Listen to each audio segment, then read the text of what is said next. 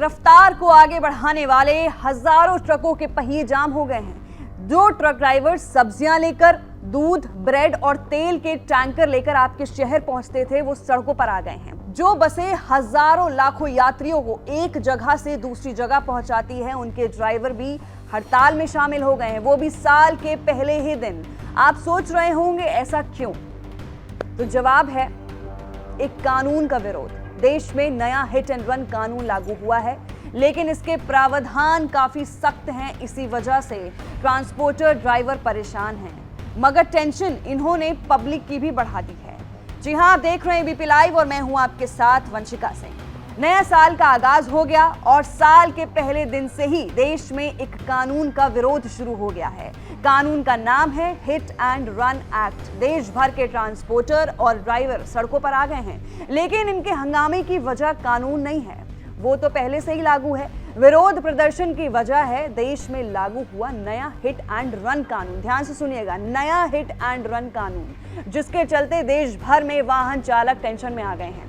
नए साल पर दीपक को अपने घर पडरौना जाना था। दीपक हरियाणा से गोरखपुर तक तो पहुंच गए, लेकिन गोरखपुर से पडरौना का सफर भारी पड़ गया, क्योंकि साल पहले दिन ही ड्राइवरों ने हड़ताल कर दी और बसों अड्डों पर बसों के चक्के जाम कर दिए।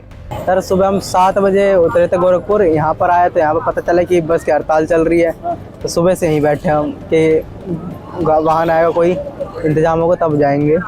अब क्या करेंगे आप? सर, अभी तो देख रहे हैं, वेट कर रहे हैं, गाड़ी मंगाए घर से, वो आएगी तब जाएंगे। हड़ताल से गोरखपुर में जो हाल था, वैसा ही आगरा बस अड्डों पर भी रहा। सैकड़ों यात्री अपने सफर से लिए बस स्टैंड पहुंचे तो पता चला ड्राइवरों ने कानून के विरोध में ऑल इंडिया हड़ताल छेड़ रखी है, जिसके खिलाफ ड्राइवर हल्ला मचा रहे थे और बस अड्डों पर फंसे मुसाफिर झल्लाने लगे। मुझे एटा जाना है, 12 बजे का खड़ा हुआ हूँ, 2 घंटे का सफर है, 2.5 घंटे ही हो गए मुझे।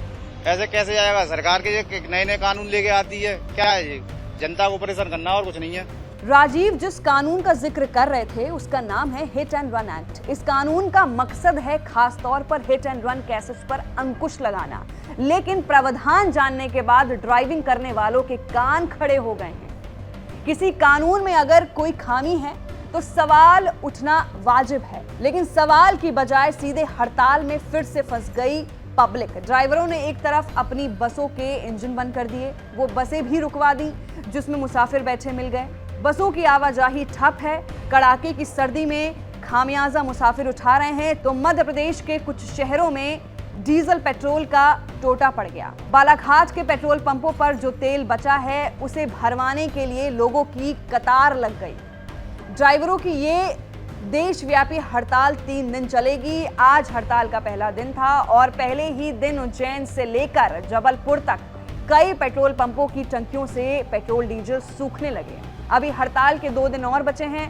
पेट्रोल डीजल के भरे टैंकर खड़े रहे तो अंदाजा लगाइए कि 2 दिन बाद हालात क्या होंगे। इसी खबर के अपडेट से जुड़े रहने के लिए बने रहिए हमारे साथ और देखते रहिए एबीपी लाइव।